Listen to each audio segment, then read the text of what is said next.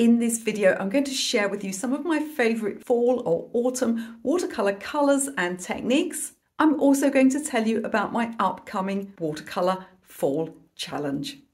To my mind, some of the paintings that I've done in autumn, or if you're in America, you'll call it fall, have been my favorite paintings ever. It's just such a fantastic time to explore these really nuanced colors and techniques. I'm going to share with you some of my favorites today. I'm also, whilst I'm working, going to be telling you about an upcoming autumn challenge I have that starts next week. It runs for 5 days. Don't worry if you're watching this video a long time in the future, all of my free challenges stay up forever. I've been working really hard on this one. I think you're going to find it really exciting. You're also going to love the colours and techniques I've chosen for you today. So let's get started. So my first pick for autumn or fall colours is to find a nice warm transparent yellow. So I've got some of my boxes of colours here. I've got sort of colours that tend more towards gold, and I've also got sort of warmer yellows. Now a lot of yellows are opaque, which is fine. I'm not against opaque colours at all. They certainly have their uses. But for autumn I like to have a transparent yellow. So let me show you some differences. Now we've got a Naples yellow here and we've got a yellow ochre. Both of these are quite opaque colours, and the yellow ochre is quite granular as well, so it's a murky colour. Now that's fine if you're painting a beach, and I also like a Naples yellow too. This one's a manufacturer's sample if you're wondering why it looks a little different. But what I'm talking about having for autumn is a transparent yellow. So I've got an azo yellow here, and let's swatch a little of that. And you see that we've got this brightness to it and we've got this transparency, which is really going to give you that look of sort of sunlight hitting foliage. Another colour you can use, I don't have one to hand, is Indian yellow. And then very similar to that, we have this colour here, which is Winsor & Newton transparent yellow. So we'll swatch that one too. And you see the sort of thing I'm getting at. These colours are very beautiful and are going to make your autumn paintings glow. So the first technique I have for your fall paintings is to use watercolour pencil to create lines, particularly when painting things like leaves. So I've got a couple of watercolour pencils here, and this is actually a time when it doesn't matter if they aren't the best quality. There's nothing wrong with these ones here. These are Derwent, but they're not ones that dissolve as much as some other brands. You can also use Inktense for this technique I'm going to show you. So if you've got watercolour pencils that are a little bit cheaper and you think they really don't dissolve very well, they're actually pretty good for drawing into watercolour paint because they won't completely dissolve and disappear. So let's have a play with these, and just while I'm swatching this and showing you this technique, I want to draw your attention to the autumn challenge that we're going to have next week. I try to say the word fall. I always feel like I'm sort of falling over my false teeth, and I don't actually wear false teeth, so that's a little strange. Let's put a bit of blue in this just to give it, I'm sort of painting something roughly leaf shaped, shall we say. So the autumn challenge, we are going to do 5 very simple watercolor paintings, and there'll be things like still life objects like leaves and seed pods. I'm currently in the process of filming it now. Now the videos, all 5 of them, will be up next week on YouTube, and if you're watching this, you know, in a year's time or something, I'll link them in the description of this video. You'll still be able to find them. You'll still be able to make the most of those. Let's grab our red watercolor pencil and make some fantastic autumny leaf veins. So I'm going to draw upwards and out. So the autumn challenge videos will be up on YouTube, 5 of them, and those will be free. However, I am going to make a small admin charge this time for anyone that wants the downloadable PDF, just simply because it takes me, you know, well over a week to make these things. So if you want the downloadable PDFs that go along, and I'll tell you what else you get in a moment. If you want those, and let's imagine we've got a little bit of, you know, when insects eat the edge of your leaves, or they kind of almost get that little burnt look to them, don't they? So if you want the downloadable PDFs that go along with the challenge, there's just a small $5 charge that covers the whole week and will give you lots of supplementary materials. I'll tell you in a few minutes about what you get along with that, and you'll find the link to all of that in the video description. Just look at these fantastic results we can get by using this watercolor pencils technique. Now the next colour choice I have for your fall paintings is a warm green. These vary greatly. I'm going to give you 3 alternatives here. Let's go from the lightest to the darkest. So first of all, we have Green Gold by Daniel Smith. Now green golds vary hugely. Some of them are far more gold than green. This is one of my favourites, and you see we've got this beautiful bright light lime green.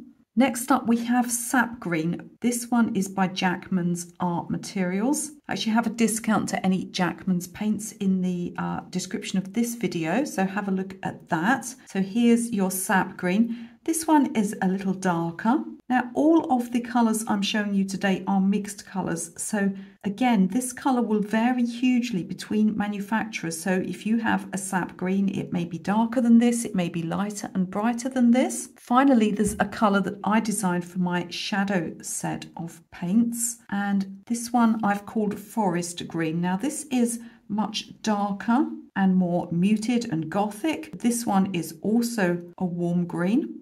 And you can see how all of these colours are fantastic for autumn foliage, and you can mix and match with your warm yellows. So let's talk about technique I really like for autumn, and that's a blotting technique. And it's great for foliage because when you blot, it tends to pick up the darker shades. So you tend to get this kind of sunlight effect. Let me show you how it's done. And whilst I'm demonstrating this technique, I'll tell you more about what's in the PDFs that go along with the autumn challenge.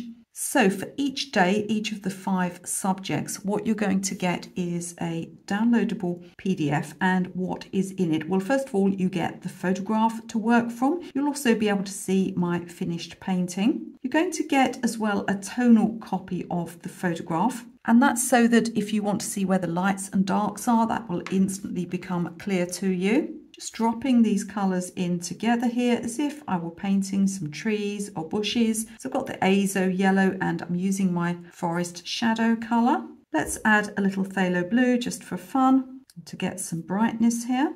You'll also in the PDFs get a tracing of the picture. Now, I rarely provide tracings because I am a big advocate for drawing. It's so important to learn to draw. However, I want this challenge to be completely accessible for beginners, and it's very hard to concentrate on your painting if you're worrying about your drawing. So I am going to provide some traced outlines as well for each of the autumn challenge subjects. But of course, if you like to draw manually and if you're more experienced, I do encourage you to do that. You can do that too. There'll also be a full list of materials, and I'll list all the colours that I used for each subject. Right, let's blot this. So I've got some paper towel here, which we in the UK call kitchen paper for some reason. And I'm going to just scrunch it and blot lightly like this. Now, as well as a list of materials for each of the autumn challenge days, I'll give you in the PDFs some colour swaps and colour recipes. So what this means, and I'm going to work back into this now with a little more wet paint, just to get some fun effects. Moving on to the sap green here.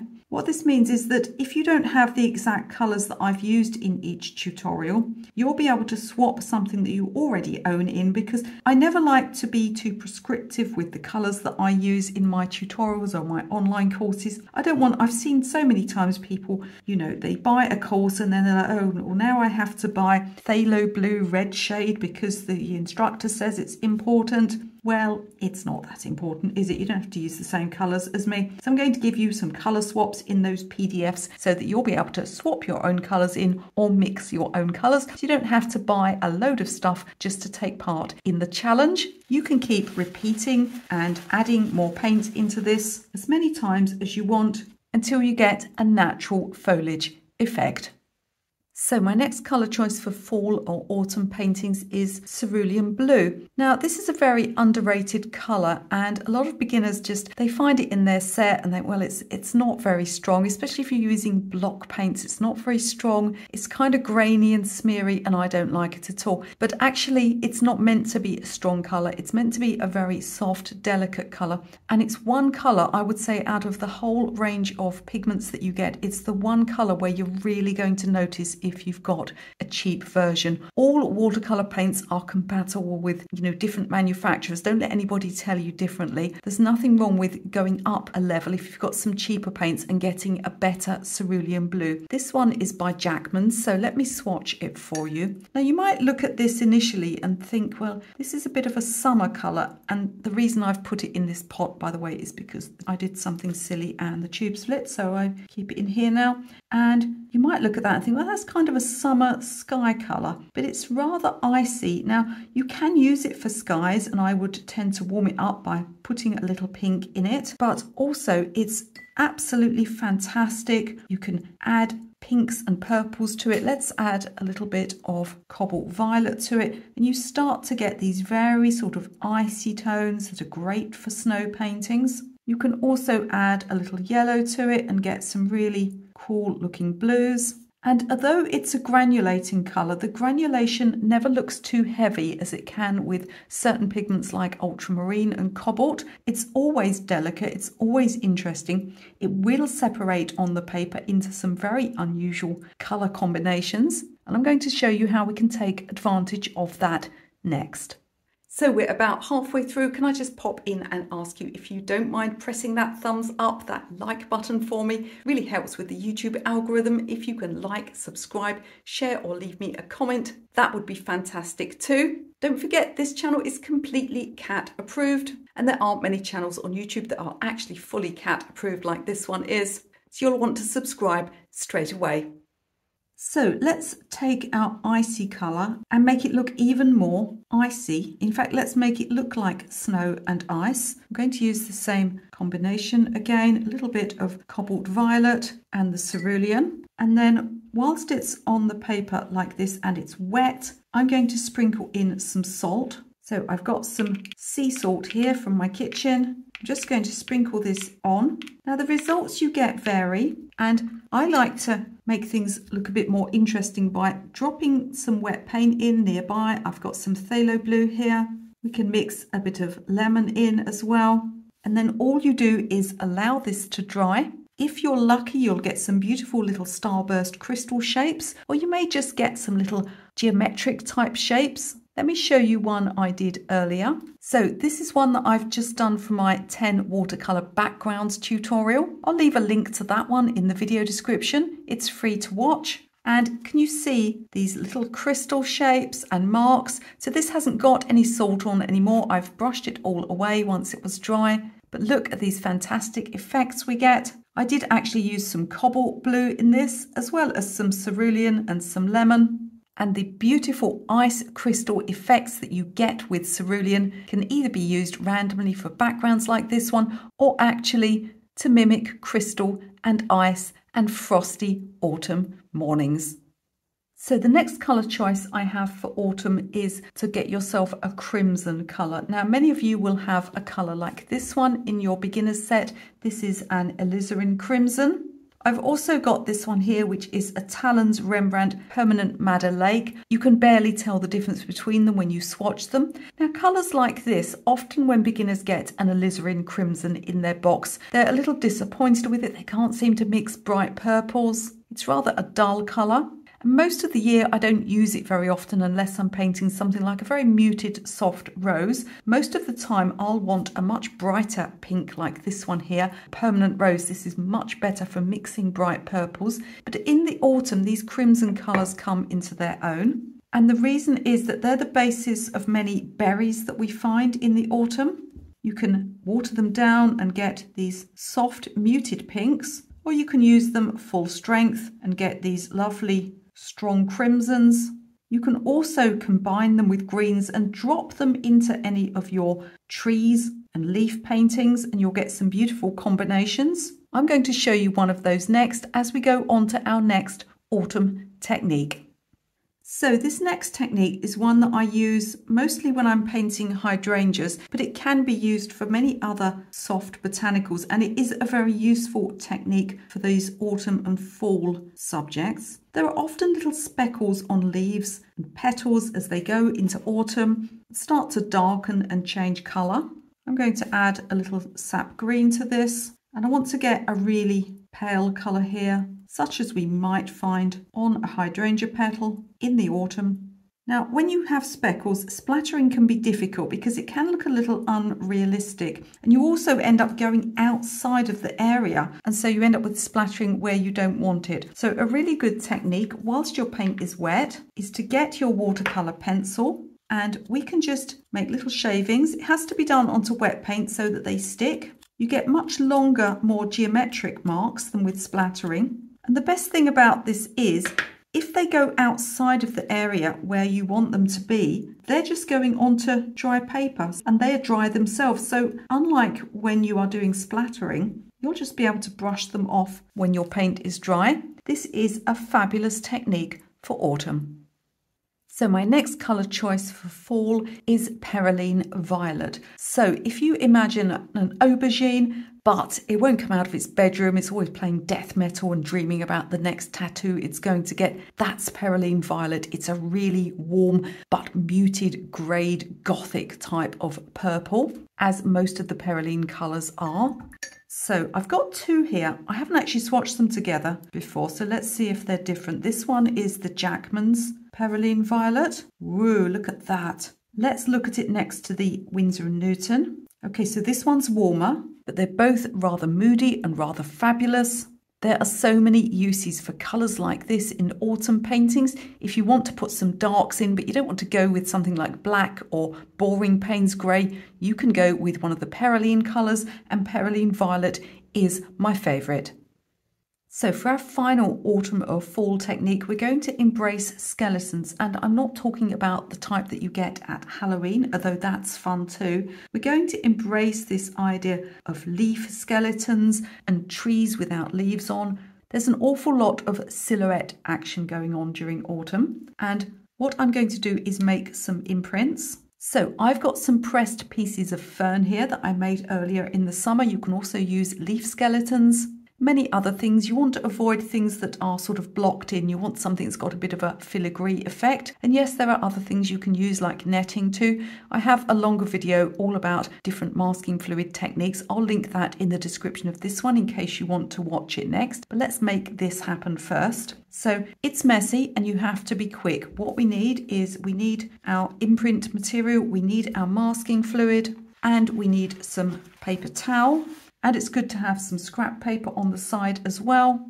I've got a notepad here that will do the job. Now you can use a brush to apply this, but it is liquid rubber really, and I don't like to do that. I just like to use my fingers. So I'm going to put this here. What you need to make sure is that it's sort of saturated, but be careful when it sort of starts to join together like that. You want to get it saturated, and then very quickly you're going to place it on the paper, hit it with your kitchen paper, as we call it in the UK, and lift up, and you should have a nice leaf impression. I'm going to do a few more of these on the same piece, and then we let it dry. So I didn't need the paper on the side. If you were wondering what that was for, it's just in case I needed to put down the little soaked thing without getting masking fluid all over my board. And we now have the masking fluid on here. Of course, we can't see it. I can see it slightly if I turn my head in the light, but really it's a bit of a magical mystery tour. So let's start off with our Perylene Violet. We'll add in some of these other colours we've looked at today. So here's my warm yellow. Look at those colours when they blend together. We'll get some form of grey going on. Let's use some sap green, some cerulean. Now I think I've put the crimson colours away, but I do have some permanent rose here. Let's pop some of that in. It'll be muted by the greens. To make the most of these effects, what you want to do is make sure you're going quite dark near to where the light areas are. This will give them their full drama. I'll put a picture up so you can see how it looks when it's dry. So do let me know in the comments what you thought of these colours and these techniques. Has it encouraged you to try something new? Are you going to take part in my fall or autumn challenge next week? I really hope so. I'm looking forward to seeing all of your results in my Facebook group and elsewhere online. Before you leave this video, don't forget to have a look in the video description. You'll find lots of free stuff you can download. There's even a free course or two that you can take. And in the meantime, of course, you can watch another one of my watercolour painting videos right now.